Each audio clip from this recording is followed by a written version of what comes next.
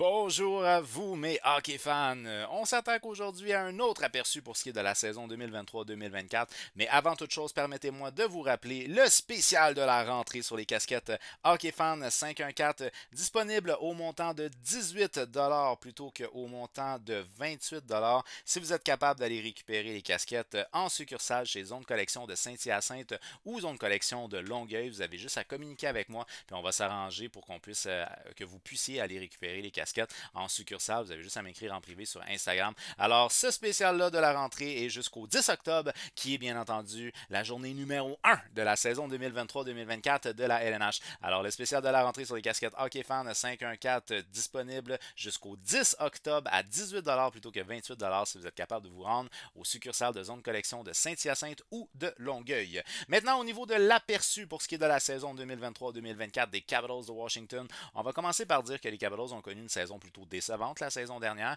ce qui a évidemment coûté le poste à l'entraîneur-chef Peter Laviolette. Maintenant, à savoir, il y a eu beaucoup de blessures, évidemment, mais on a beaucoup de joueurs qui sont dans leur prime du côté de Washington. On réussit à rentrer quelques jeunes quand même, mais il en reste pas moins que c'est une équipe qui devrait être performante. On se cache pas les choses. Capitaine Ovechkin, lui, est à la quête d'un record individuel, donc qui est quand même légendaire. J'enlève absolument rien, mais il en reste pas moins que c'est ça, c'est un record individuel. Alors bref, cette organisation-là est une organisation qui, à mes yeux, devrait être beaucoup plus performante qu'elle ne l'a été. Maintenant, à savoir, est-ce que c'est à cause des blessures? C'est sûr que quand tes joueurs clés, comme exemple John Carlson, jouent seulement 40 matchs, ça fait mal au niveau là, de tes performances. Tom Wilson, qui, aimez-le pas, 33 matchs, c'est un joueur très important dans l'équipe. 58 matchs pour ce qui est de TJ Oshie. Backstrom, seulement 39 matchs. Fait que c'est des gros éléments qu'on a perdu quand même pour une longue période de temps. C'est une organisation qui théoriquement devrait être plus performante sur papier parce que ces joueurs sont dans leur prime puis on a du talent. On a du talent du côté de Washington. Malheureusement, le constat est de faire, c'est que les performances n'étaient pas au rendez-vous pour la saison 2022-23. Ce qui nous amène donc maintenant à la signature d'un nouvel entraîneur-chef, Spencer Carberry. Dans le cas de Spencer Carberry, c'est un gars qui nous arrive de Toronto. Il était assistant entraîneur depuis 2 saisons chez les Maple Leafs de Toronto. C'est un gars qui a déjà été élu entraîneur de l'année au niveau de la ECHL il y a de cela plusieurs années. Il avait été élu il y a quelques années entraîneur de l'année au niveau de la Ligue américaine de hockey, la AHL.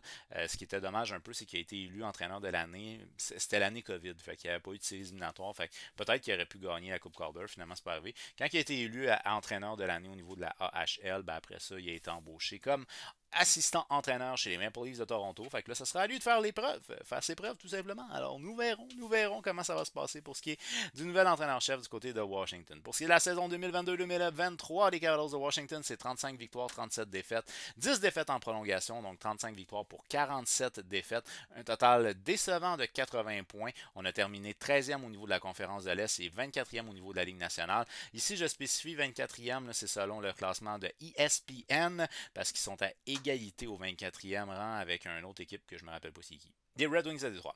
Ils sont égalité avec les Red Wings à Détroit. Fait que moi, je sais pas tant comment calculer quand ils ont exactement le même nombre de victoires, le même nombre de défaites et de défaites en prolongation.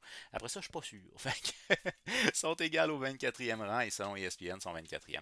Bien entendu, 13e dans la conférence de l'Est, on participe pas aux séries éliminatoires. Et c'est là où ça devient vraiment décevant, c'est au niveau offensif. C'est une équipe qui était une puissance offensive et ça a été très difficile, mais je répète, il y a des joueurs clés qui ont manqué beaucoup de matchs. Dans le cas d'Anthony Manta, lui, c'est pas nécessairement que des blessures, il a été décevant la saison dernière. Bon, donc une moyenne de 3,09 de buts marqués par saison, c'est la 20e attaque de la Ligue nationale. On n'est pas habitué d'entendre ça des Capitals de Washington, d'être aussi loin que ça au niveau offensif, 20e au niveau de la Ligue. Une moyenne de buts encaissés de 3,18, dis-je bien, 18e dans la Ligue nationale, relativement bas. Un avantage numérique à 21,2, on est 16e au niveau de la Ligue nationale, puis pourtant l'avantage numérique des Capitals, c'est un avantage qui, quand tout le monde est en santé, c'est un des avantages les plus puissants de la Ligue. Parce que d'avoir un gars comme Ovechkin, évidemment, d'avoir un gars comme Carlson, Barkstrom, même à la limite Kuznetsov fait pas partie de mes meilleurs, mais il en reste pas moins que c'est une menace offensivement. Fait que bref, on est censé avoir un bel avantage numérique du côté de Washington. Puis une belle acquisition ici. On va en parler tantôt. 81,9% en termes de désavantage numérique. On est 11e au niveau de la Ligue nationale. Bon, Maintenant, ben évidemment, on a Ovechkin qui est en quête d'un record individuel pour le nombre de buts en carrière. Il court après Wayne Gretzky. Est-ce qu'il va l'atteindre ou pas? Est-ce qu'il va l'atteindre ou pas finalement? Est-ce qu'il va dépasser le record de Wayne Gretzky? Donc dans le cas d'Ovechkin, malheureusement, il y a eu des lockouts là, pendant sa carrière. Donc ça l'a réduit son nombre de matchs parce que c'est pas tant un joueur qui a été très blessé dans sa carrière. Fait qu'il a manqué des bouts de saison plus à cause des conflits disons, professionnel plutôt qu'à cause de sa santé. 42 buts encore la saison passée quand même. Là, pour un joueur qui a quoi? Il a 30, 38, 39? 38 ans, Ovechkin, 42 buts, c'est très bon. C'est vraiment très bon. Il a terminé au premier rang des pointeurs chez les Capitals de Washington avec 75 points. Mais après ça, ça tombait assez drastiquement. Tu avais 65, 55, puis après ça, je pense que ça tombe à 38. Fait qu'il y a quand même un gap assez important entre. De mémoire, il me semble que c'était le quatrième pointeur des Capitals avait 38. Fait que, il y a presque le double de points que le quatrième. Fait que la production offensive n'était pas là du côté de Washington la saison dernière. Le meilleur défenseur, donc on parle ici de défenseur à caractère offensif, était Gustafsson, qui a fait finalement même pas une saison complète à Washington. 61 matchs, 38 points plus 9. Mais évidemment, si John Carlson avait connu une saison complète, c'est lui qui aurait été le meilleur défenseur de l'organisation et non Gustafsson. Maintenant, je vous invite sur le site alacoupe.ca pour aller voir les espoirs les plus proches d'atteindre la LNH chez les Capitals de Washington. Un texte qui a été signé par notre chroniqueur Émile Beausoleil. Alors, il vous dresse le portrait de 3 espoirs. On va parler uniquement un petit peu du premier espoir, qui est Ivan Merochenko. C'est un ailier gauche de 19 ans, choix de première ronde en 2022. Il a évolué au niveau de la KHL la saison dernière. 23 matchs, 3 buts, 1 passe et 4 points. C'est un joueur à très très haut talent. Malheureusement, il y a eu des problèmes de santé la saison passée, donc il n'a pas joué une saison complète. Mais c'est un joueur qu'on dit qu'il a un tir élite, un excellent coup de patin et c'est un joueur qui a un style de jeu très intense, qui n'a pas peur du jeu physique dans le cas de Melchenko. Alors c'est un allié gauche qui pourrait déplacer beaucoup d'air à Washington. Normalement, il devrait probablement jouer dans la Ligue américaine cette année, si je ne fais pas erreur. Il devrait probablement jouer à Hershey dans la Ligue américaine cette année. Il ne devrait pas faire partie de la Ligue nationale, mais c'est quand même un top prospect qu'on a du côté de Washington. C'est un gars qui est à suivre. C'est un gars qui est intéressant et à suivre. Ensuite de ça, on a ici le défenseur Vincent Iorio. C'est un défenseur de 20 ans, choix de deuxième ronde en 2021. Dans le cas de Iorio, j'ai vu qu'il était. On l'utilise beaucoup lors du camp d'entraînement. On l'a essayé avec plusieurs joueurs. Mais si je me fie à la mentalité-ish de l'organisation, on aime bien faire commencer nos jeunes dans la Ligue américaine, peut-être 2 saisons, puis après ça, les faire monter plus réguliers à LNH. On les fait jouer un peu LNH pour qu'ils voient un peu de quoi ça a de l'air, mais la majorité de la saison dans la Ligue américaine. J'ai l'impression que c'est ça qui va arriver avec Iorio, un défenseur de 20 ans quand même assez intéressant. Pour plus de détails, je vous invite sur lacoupe.ca pour voir quel genre de joueur qu'il est. Et Hendrix Lapierre, un jeune joueur de centre de 21 ans, joueur de première ronde en 2020. Pour ce qui est du joueur québécois, il ne devrait pas faire partie de la LNH cette année. Mais pour plus de détails sur ces 2 derniers espoirs-là, je vous invite sur le site alacoupe.ca, les espoirs les plus proches d'atteindre la LNH chez les Capitals de Washington, un texte signé par notre chroniqueur Émile Beausoleil. Je vous invite également sur le site alacoupe.ca, puis on se dépêche là, parce que ça s'en vient le début de la saison pour télécharger la toute première édition du dossier pré-saison LNH à la Coupe qui est disponible en téléchargement gratuit. C'est des heures de travail que nos chroniqueurs et chroniqueuses ont fait pour vous mettre tout un beau dossier, monter ça de manière esthétique, cute, question que ça fasse un beau magazine qui est possible de télécharger gratuitement en format PDF sur le site alacoupe.ca. Le dossier pré-saison LNH à la Coupe, première édition sur le site, téléchargement gratuit. Maintenant, on va y aller avec une projection d'alignement, donc c'est une projection que je fais. Ça ne veut pas nécessairement dire que ça va être ça en temps réel. Moi, je suis très tanné de Kuznetsov. Plus capable. Plus capable. Ce gars-là, là, c'est un gars qui peut faire près de 80 points saison, après ça 50, après ça 70, après ça 56. Donc, il se promène comme ça. Il y a une inconstance dans son jeu. Il y a un manque de sérieux. Il y a un manque de professionnalisme. Je n'aime pas ce joueur-là. Donc, pour moi, avec la saison que Strome a connue la saison dernière, dans le cas de Strome, là, on parle de sa meilleure saison en carrière. Dylan Strome, sommet personnel en termes de buts, d'assists et de points. 81 matchs, 23 buts, 42 assists, 65 points pour Dylan Strome. Fait que pour moi, l'heure est venue. Kuznetsov doit descendre et Strome va prendre sa place. Bon, Là, on souhaite que tous nos joueurs vont être en santé, évidemment, parce que dans certains cas, on a des santé très fragiles. Et c'est le cas de mon premier centre qui est Backstrom. Backstrom, malheureusement, il y a des antécédents de blessures dans les dernières saisons. Il y a des bonnes chances qu'il ne fasse pas sa saison complète. Et si tel est le cas, à ce moment-là, généralement, c'est Kuznetsov qui va absorber beaucoup du temps de glace. Fait que moi, j'y vais quand même avec Backstrom sur mon premier trio. Puis je pense que c'est mon meilleur fit avec Ovechkin. De toute façon, les deux gars se connaissent depuis des années et des années. Ils sont habitués de jouer ensemble. Ils ont une bonne chimie ensemble. Fait que let's go. On revient. Backstrom, 21 points en 39 matchs la saison dernière. Saison écourtée à cause des blessures, malheureusement. Que je fais jouer avec Alexander Ovechkin, 75 points en 73 matchs pour le joueur vétéran. Et Anthony Manta, 27 points en 67 matchs pour ce qui est de Anthony Manta. C'est une saison qu'on va qualifier de très décevante pour ce qui est de Manta, parce que pour la saison 2021-22, il y avait 23 points en 37 matchs. Son ratio points par match, bang, a chuté bien raide. 27 points en 67 pour la saison 22-23. C'est décevant pour Anthony Manta. Et comme je vous ai dit en début de vidéo, il a été easily scratch. Il a été coupé malgré qu'il était en santé. Fait qu'on essaye de réveiller des choses. Peut-être est-ce que ça va être une année pour lui d'éclosion totale. À 29 ans, il commence à être tard, mais on ne sait jamais. Peut-être est-ce que ça va être une saison d'éclosion totale pour lui. Mais décevant la saison 2022-23 pour Manta, très décevant.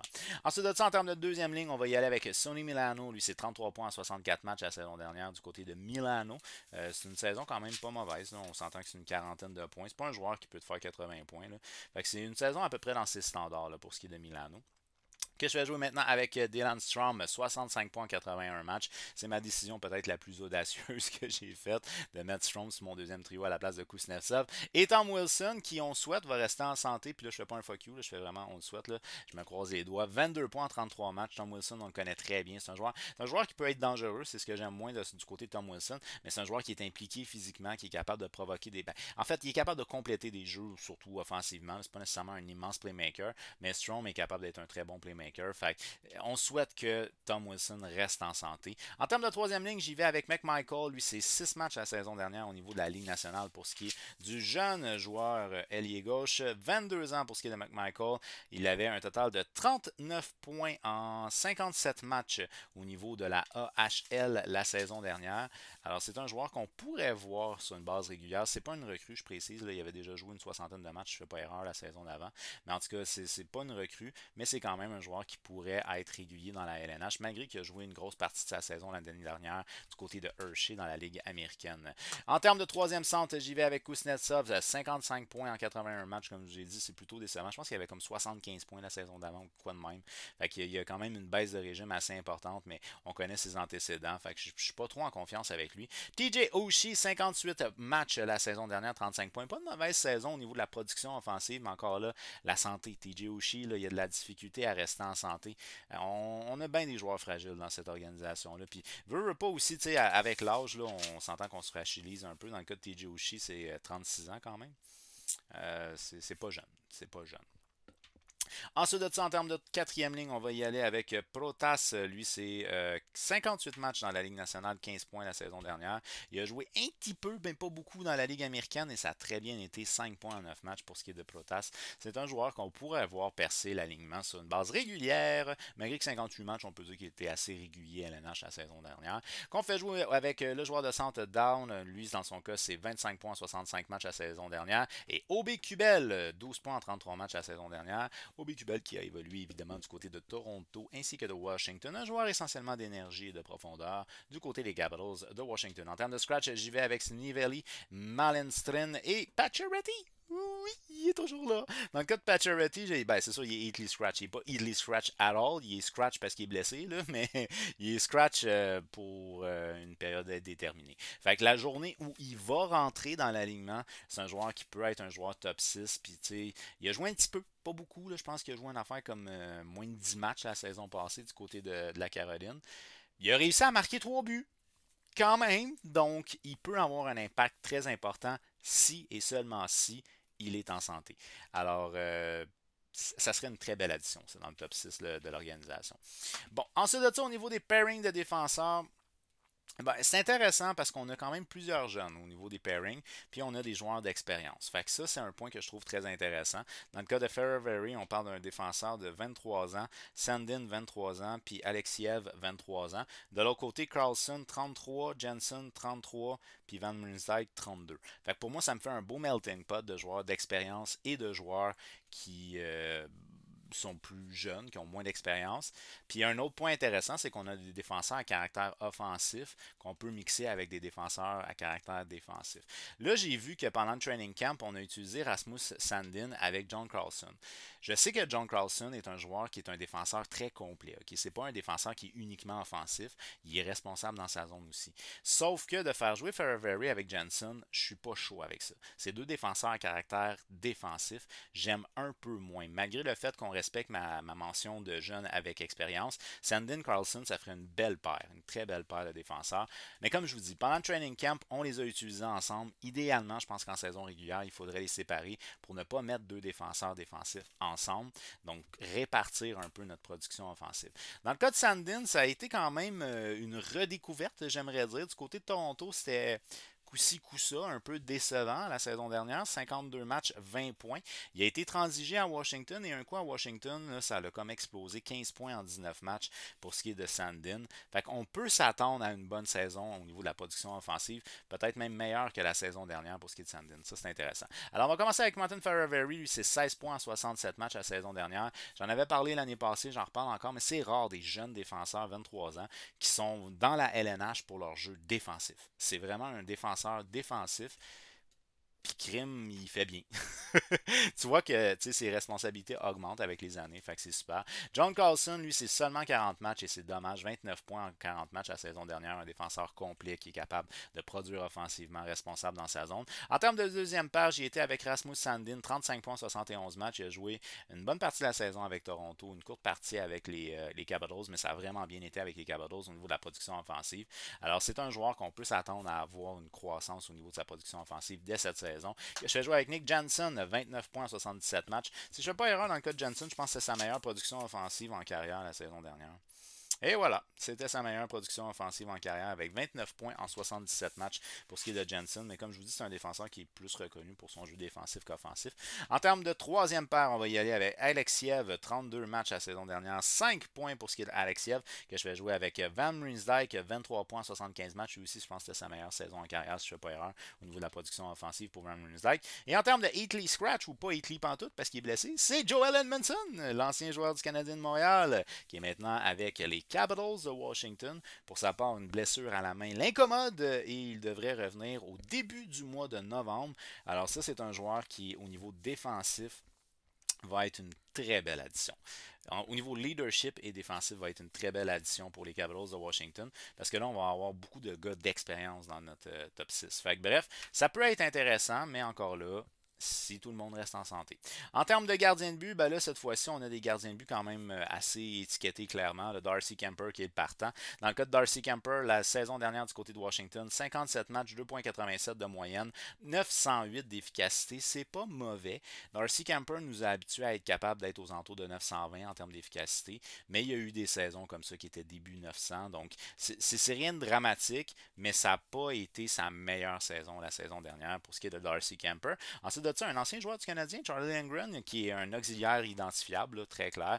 Donc, auxiliaire du côté de Washington, 31 matchs, 3,05 de moyenne, 899. Ça n'a pas été excellent, on va se le dire, mais encore là, il manquait des joueurs d'impact au niveau de l'organisation. Fait que ça n'a pas aidé pour toutes les performances de l'équipe. Fait que moralement aussi, ça devient compliqué parce que toute la saison a été difficile à Washington. Fait que moralement, maintenant, plus que tu avances dans la saison, plus que c'est tough. Là, les derniers 1000 sont tough. Fait que bref, je pense que ça l'affecte les statistiques de tout le monde. Charlie Lindgren pourrait être dans les 900 d'efficacité.